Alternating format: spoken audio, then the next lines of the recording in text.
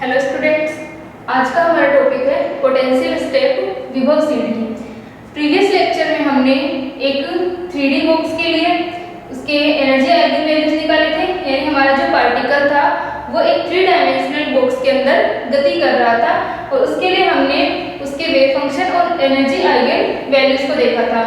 अब यहाँ पर जो हमारा सिस्टम है वो इस तरीके से है कि एक कोई कण एक्स एक्स के समांतर गति करता हुआ ऐसे विभव क्षेत्र में प्रवेश करता है जहां पर क्या है, उसका v नॉट ऊंचाई है विभव की और चौड़ाई जो है वो अनंत है। ठीक है, तो यहां से अपने पास में क्या हो गया कि माना एक कण एक्स एक्स के समांतर गति करता हुआ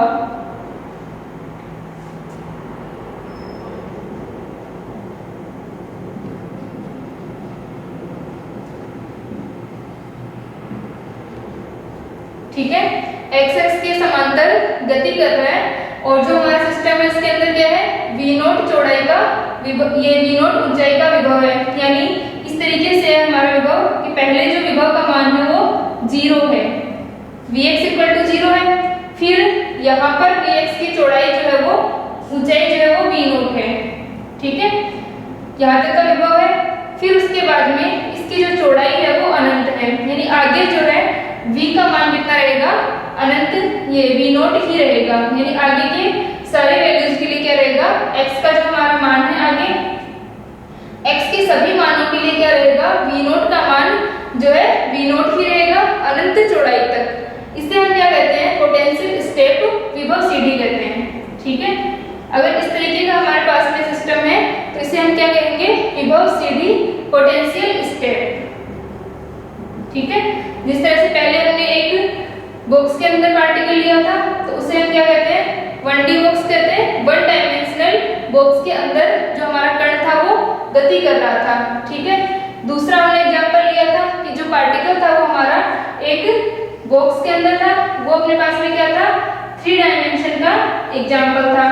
ठीक है, यहाँ पर क्या है कि इस तरीके का विभव है, उनमें तो क्या था कि अंदर विभव 0 था और बाउंड्रीज पर जो v का मान था वो अनंत था।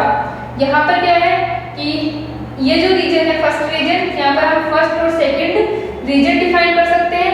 फर्स्ट रीजन के अंदर विभव 0 है और सेकंड रीजन के अंदर विभव की जो ऊंचाई है वो कितनी है, v नॉट है, यानी विभव का कुछ मान है सेकंड रीजन के अंदर v नॉट मान है।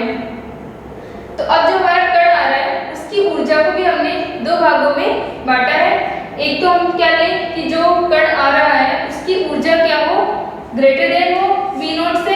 ठीक है, यानी जितना विभव उसे यहाँ पर मिल रहा है उससे ज्यादा उसकी एनर्जी हो। ठीक है, दूसरा अपने पास में क्या है कि जितना विभव उसे यहाँ पर मिल रहा है उससे कम उसकी एनर्जी हो। ठीक है, तो इन दोनों केसेस के लिए हम देखेंगे कि हमारे जो फर्स्ट और सेकंड हमारे केस हैं दोनों में हम देखते हैं कि अगर is greater then v not हो या is less than v not हो तो पार्टिकल की जो प्रायिकता होगी उसके ट्रांसमिट करने की या उसके रिफ्लेक्ट होने की, यानी या तो वो पारगमित हो जाए या वो परावर्तित हो जाए, उसकी प्रायिकताएं कितनी होंगी। ठीक है, क्योंकि अपन जानते हैं कि जब is greater then v not है तो कंडीशन क्या होनी चाहिए, उसकी एनर्जी अगर इस विभव ऊंचाई से ज्यादा है तो इसको पार करने में उसे कठिनाई नहीं होगी, यानी हमारे पास में पारगमन आएगा। और यदि अपने पास में is less than v not है तो नॉर्मली क्या आना चाहिए कि वो रिफ्लेक्ट हो जाए, क्योंकि उसके पास में इतनी एनर्जी नहीं है कि वो इस विभव को पार कर सके। लेकिन अब हम देखेंगे कि हमारे पास में पारगमन और प्रायिकता की, पारगमन की और परावर्तन की प्रायिकताएं कितनी आती हैं, क्या वो पारगमित ही होता है या परावर्तित भी होता है। ठीक है, तो यहाँ से हम इसको सॉल्व करते हैं।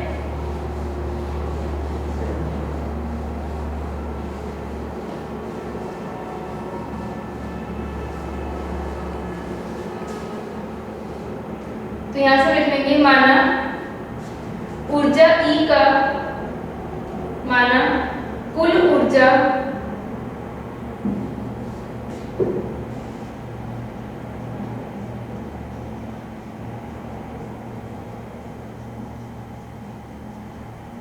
ठीक है, माना कुल ऊर्जा E का एक कण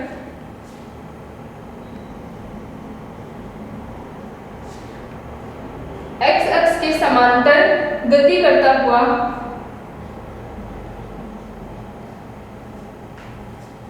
ऐसे नियत विभव क्षेत्र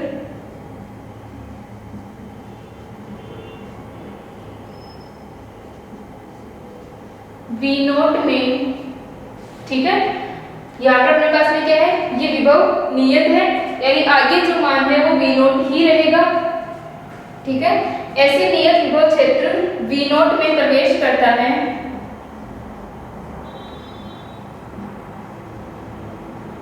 जिसकी चौड़ाई अनंत है,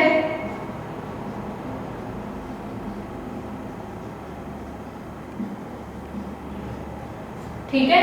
तो यहां से अपने पास में क्या हो जाएगा कि विभव की जो चौड़ाई है वो कितनी है, अनंत है, ठीक है। अतः या फिर लिख सकते हैं विभव Vx निम्न प्रकार है, विभव Vx निम्न प्रकार है, ठीक है। तो किस तरह से हो जाएगा अपने पास में विभव जो है वो Vx इक्वल टू 0 जब x इज लेस देन 0 हो। ये क्या है अपना क्षेत्र फर्स्ट, ठीक है। फर्स्ट रीजन के अंदर क्या हो जाएगा, ये जो अपना Vx है वो कितना है 0 है और Vx इक्वल टू V0 है जब रीजन अपना क्या है क्षेत्र सेकंड, जब x इज ग्रेटर देन 0 क्षेत्र सेकंड, ठीक है। तो यहां से अपने पास में क्या आ जाएगा Vx इक्वल टू 0 और Vx इक्वल टू अपने पास में कितना आ गया, ये क्षेत्र सेकंड के अंदर, ठीक है। ये x इज लेस देन 0 के लिए अपने पास में 0 है और x इज ग्रेटर देन 0 के लिए अपने पास में कितना है V0 है, ठीक है। तो यहाँ से अगर हम इसको इसी तरह से डिफाइन कर सकते हैं x इज लेस देन 0 और x इज ग्रेटर देन 0 के लिए। तो ये अपने पास में विभव का मान आ गया। अब हम क्या करेंगे कि कंडीशन है अपने पास में दो, एक तो इज लेस देन V0 लिया है हमने और एक इज ग्रेटर देन V0 लिया है। तो यहाँ पर हम इसके तरंग फलन अगर निकालेंगे तो क्या होगा कि हमें श्रोडिंगर समीकरण लिखनी होगी। तो क्या हो जाएगा,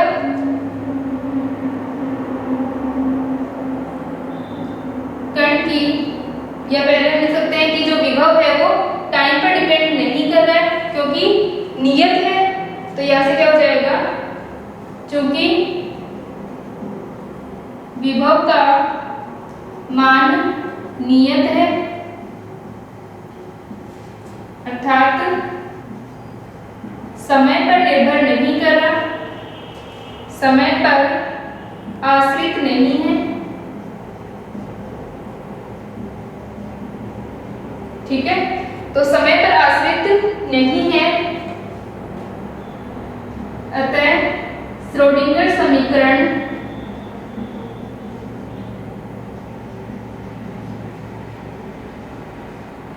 निम्न होगी, या निम्न जो हमारी श्रोडिंगर समीकरण है वो इसके लिए हम हल निकाल सकते हैं, ठीक है। अतः श्रोडिंगर समीकरण के लिए या श्रोडिंगर समीकरण से साई का पूर्ण हल निम्न होगा,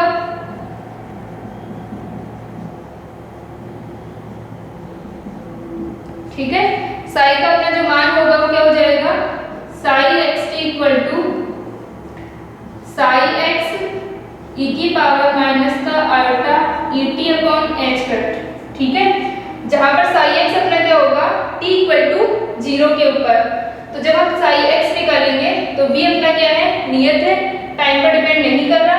तो जब हम कंप्लीट सॉल्यूशन लिखते हैं, जब हमने पहले श्रोडिंगर समीकरण लिखी थी उसके अंदर हमने देखा था कि जो कंप्लीट सॉल्यूशन होगा, कंप्लीट सॉल्यूशन क्या होगा, साई एक्स टी यानी किसी टाइम t के बाद में psi x t equal to psi x e की पावर माइनस का iota e t upon h cut, ठीक है। तो ये अपने पास में आ जाएगा। अब हमें क्या करना है, इस सिस्टम के लिए श्रोडिंगर समीकरण लिखनी है। तो हम लिखें, ठीक है।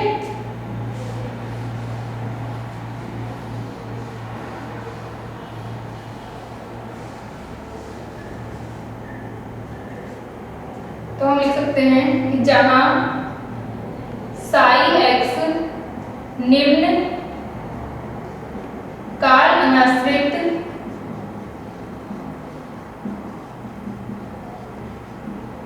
श्रोडिंगर समीकरण के हल हैं। ठीक है, तो हमारे पास में क्या होगी कि ये जो हमारा कंप्लीट सॉल्यूशन है इसके अंदर हमारा साई एक्स हमें किससे मिलेगा, श्रोडिंगर समीकरण से मिलेगा। यानी हम श्रोडिंगर समीकरण लिखें दोनों रीजन के लिए, हमारे पास में फर्स्ट और सेकंड दो रीजन है, इनके लिए हम श्रोडिंगर समीकरण लिख के और साई एक्स का मान हम निकाल सकते हैं। ठीक है, तो यहाँ से हमारे पास में क्या आ गया,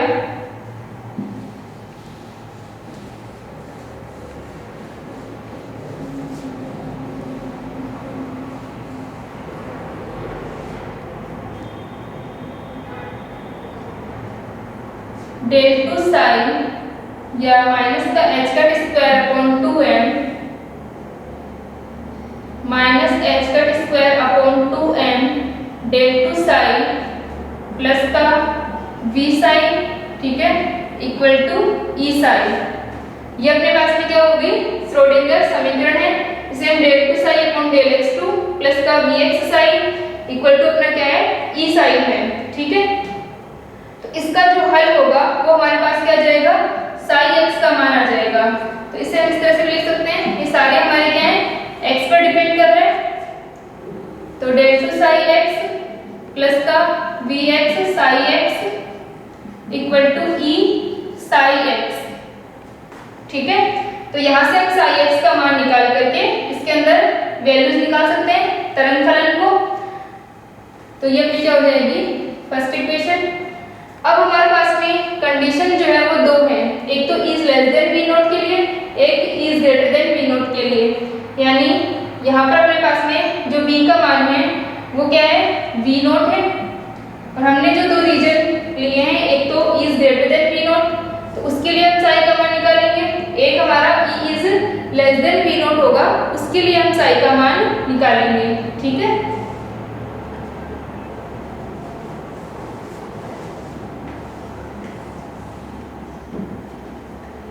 तो यहाँ से हो जाएगा इस समीकरण का हल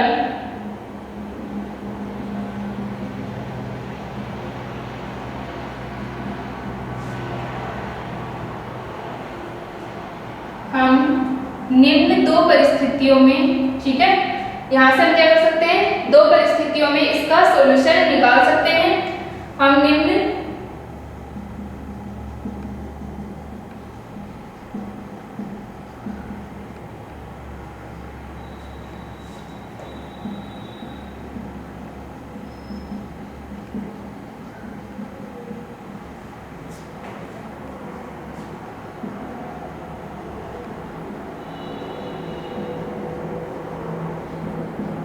ठीक है, दोनों जो हमारी कंडीशंस हैं is less than V nought और is greater than V nought, दोनों के लिए हम क्या कर सकते हैं, अलग अलग इनका सॉल्यूशन निकाल सकते हैं। ठीक है, तो हमारे पास में क्या हो गया, e is less than V naught.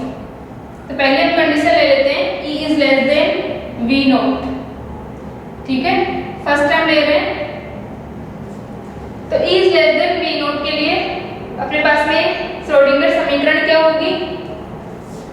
ठीक है, तो यहां से जाएगा श्रोडिंगर समीकरण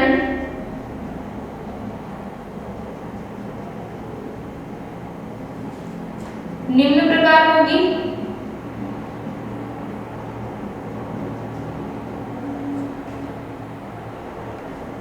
अब साई भी हमारे पास में क्या है, दो होंगे, Sai first and Sai second, क्योंकि दो रीजन है और v के मान भी अपने पास में दो है। तो यहां से हो गया माइनस एच का square upon 2m del two psi first upon del x2। ठीक है, फर्स्ट के लिए, और फर्स्ट रीजन में अपना v जो है वो क्या है, 0 है।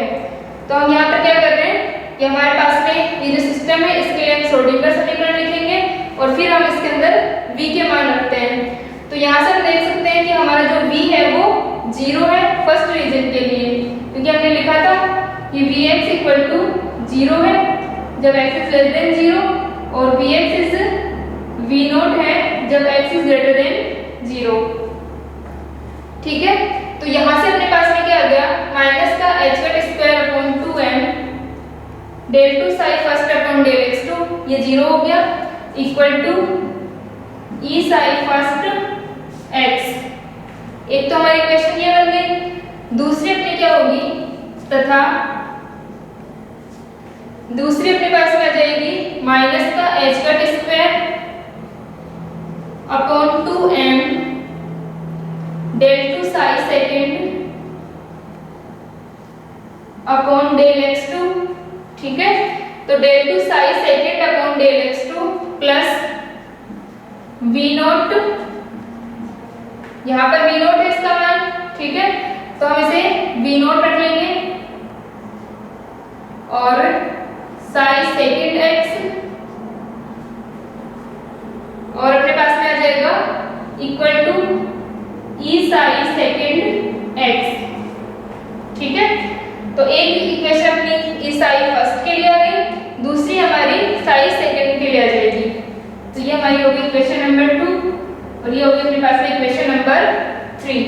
इक्वेशन नंबर 3 को हम थोड़ा सोल्व कर सकते हैं।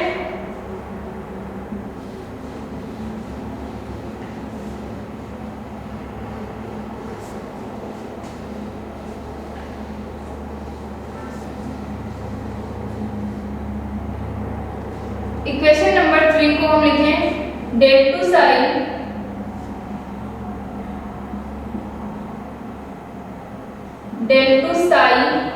Second upon del x2। ठीक है, और इससे हम मल्टीप्लाई कर दें minus 2m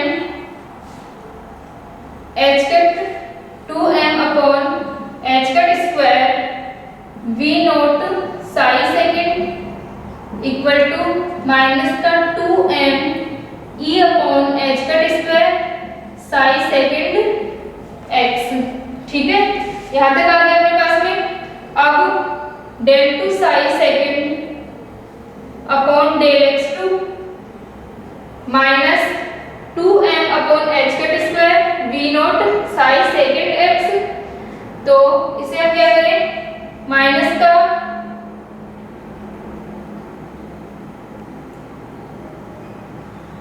2m upon h cut square.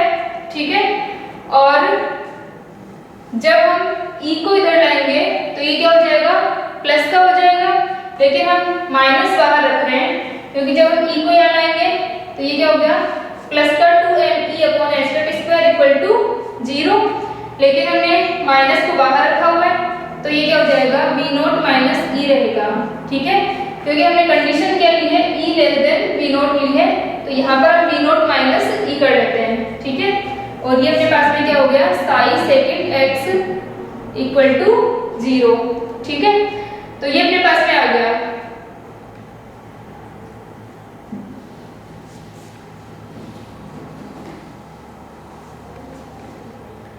इससे हम इक्वेशन नंबर 4 दे रहे हैं। ठीक है, अब हम इक्वेशन 2 और 4 को जो हम गुणांक मानते हैं उनकी फॉर्म में लिख सकते हैं। ठीक है, तो हम लिख सकते हैं समीकरण 2 तथा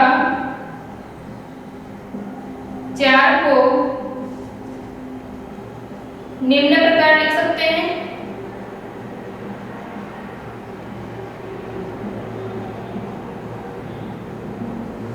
ठीक है, तो समीकरण 2 तथा 4 को हम निम्न प्रकार लिख सकते हैं कि डेल टू, ये अपने पास में क्या था, del two psi first upon del x2 plus का 2m e upon h cut square psi x equal to 0। ठीक है, ये अपनी क्या है, इक्वेशन फर्स्ट है, ये इक्वेशन 2 है, तो यहाँ से हम इसे 2m e upon h cut square को हम क्या मान लें, k स्क्वायर।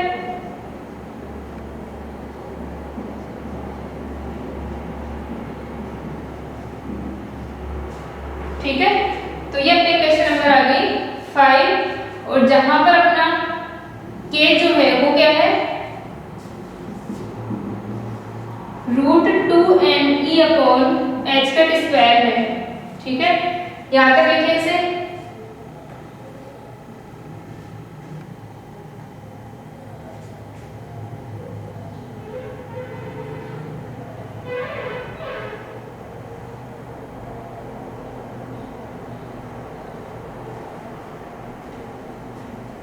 ठीक है, ये हो गया अपने पास में।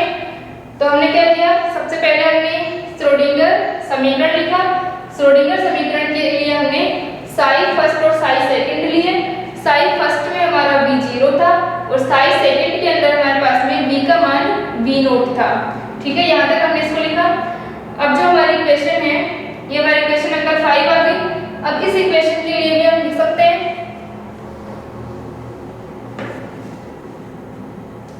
इसे हम लिखें del two psi second x upon del x2। ठीक है, और माइनस का alpha square psi second x equal to 0, जहां पर अपना अल्फा स्क्वायर इक्वल टू क्या हो जाएगा, ठीक है, जहां अल्फा इक्वल टू क्या है, root 2m v naught minus E upon h का स्क्वायर। ठीक है, दोनों हमारे अल्फा और के वास्तविक नियतांक होंगे। ठीक है, क्योंकि दोनों के अंदर अपने पास में क्या होगा, v नोट का मान ज्यादा है यहाँ पर भी, तो दोनों ही हमारे रियल होंगे। ठीक है, तो हमने अल्फा और के मान लिए और हमारी इक्वेशंस जो है वो 5 और 6 आ गई। ठीक है,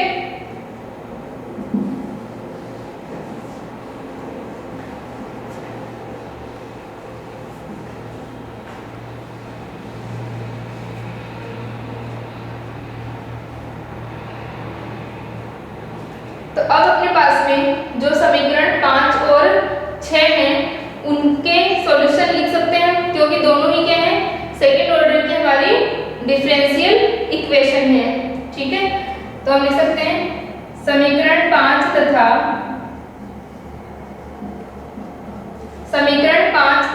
समीकरण 6 के हल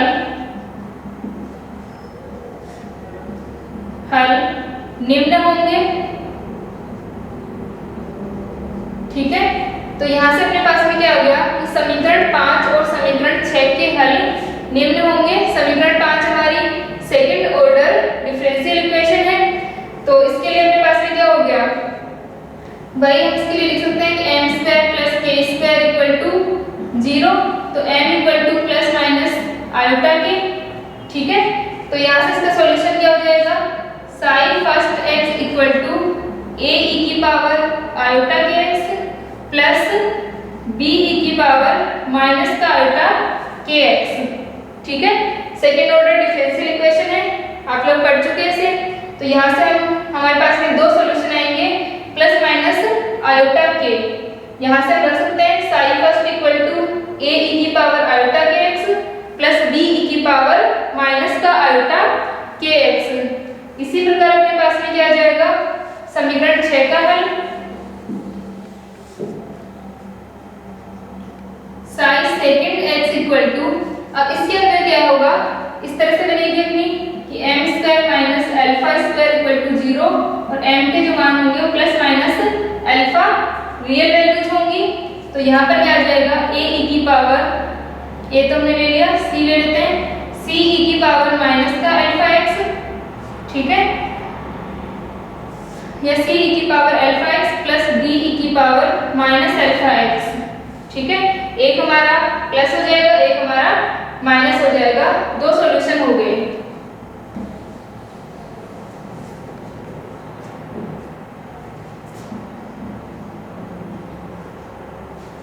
ठीक है, तो अपने पास में क्या आ गई, इक्वेशन नंबर 7 और इक्वेशन नंबर 8 आ गई।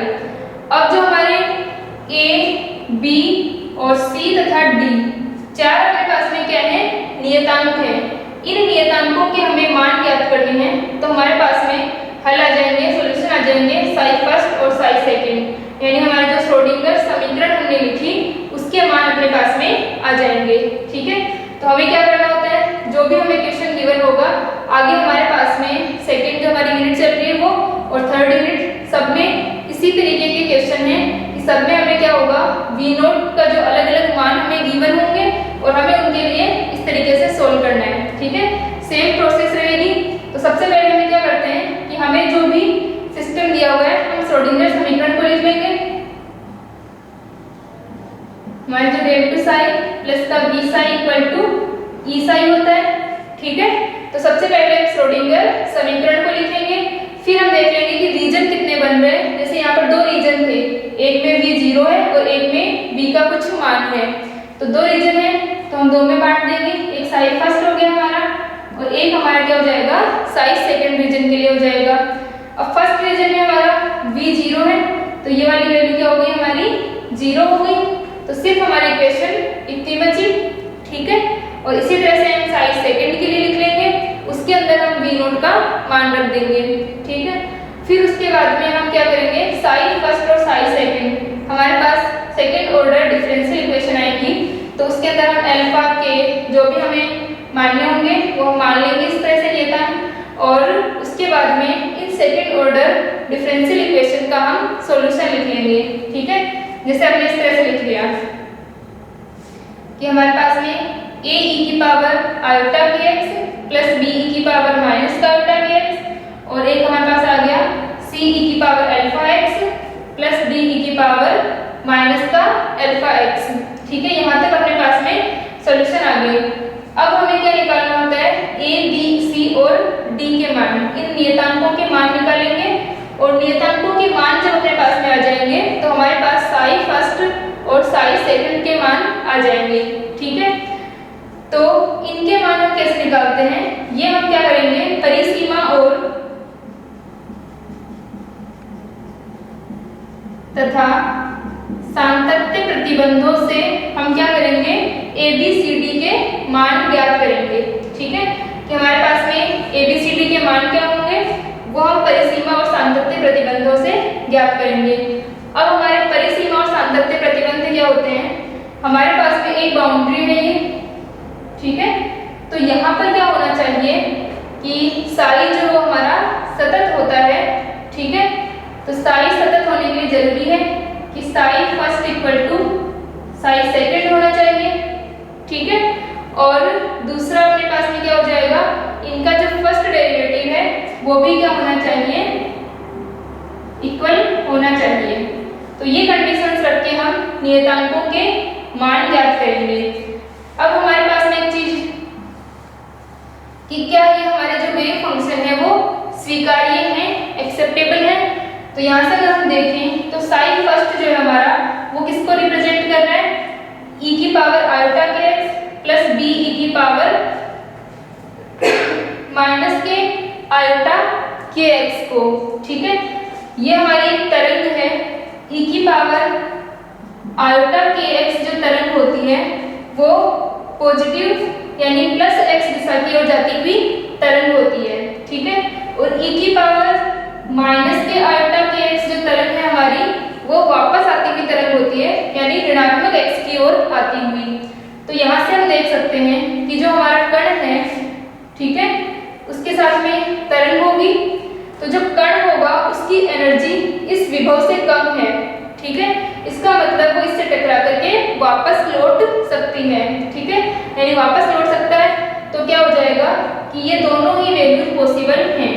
इस तरह से वो आ रहा है अपने पास में प्लस x की ओर गति करता हुआ, लेकिन उसकी एनर्जी इस v नोट से कम है, तो वो वापस रिफ्लेक्ट भी हो सकता है, परावर्तित भी हो सकता है। तो दोनों पॉसिबल हैं ये, ठीक है। अब हम देखें साइज सेकंड के अंदर, तो साइज सेकंड के अंदर क्या है, c e की power alpha x plus d e की power minus alpha x।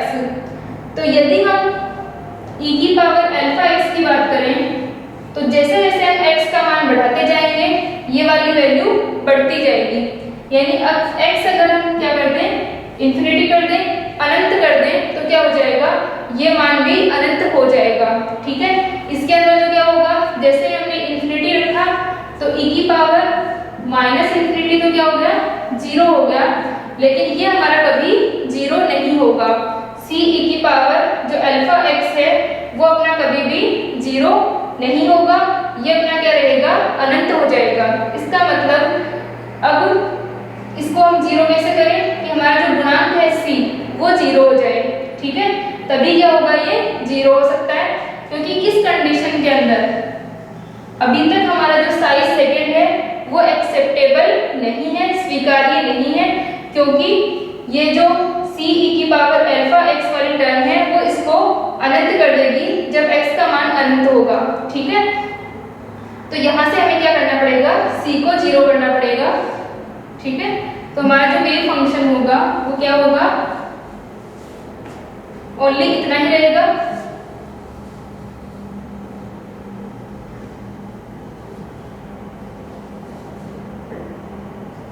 d की पावर माइनस अल्फा x। ठीक है, गुणांक c को क्या होना होगा, 0 होना होगा और हमारे पास में साई सेकंड का मान सिर्फ इतना ही रहेगा।